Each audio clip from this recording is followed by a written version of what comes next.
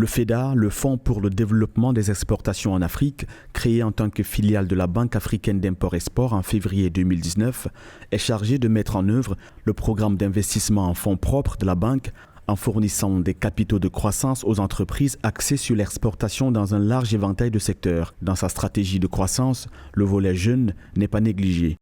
Les venture capitalistes, donc là c'est les institutionnels qui viennent quand le business a déjà démarré, a déjà fait quelques preuves mais qui viennent assez tôt.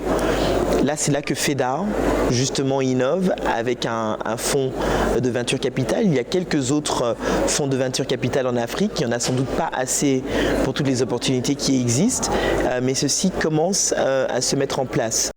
Le FEDA a été créé par la banque Afreximbank pour faciliter les flux d'investissements directs étrangers dans les secteurs du commerce et de l'exportation en Afrique, ainsi que pour combler le déficit de financement par capitaux propres qui s'élève à 110 milliards de dollars par an dans les secteurs liés aux exportations. Un modèle économique pas très à la mesure des startups, ce qui ne lui empêche pas pour autant leur prise en compte.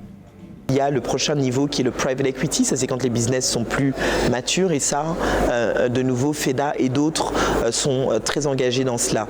Donc vous voyez que ce qui manque aujourd'hui, c'est les amis, la famille, les business angels, même si on en voit de plus en plus. La jeunesse doit se focaliser sur des business qui sont très viables, des business plans qui sont très très viables.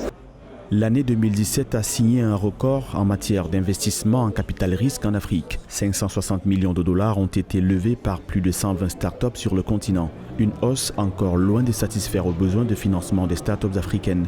Seulement 4% d'entre elles parviennent aujourd'hui à se financer.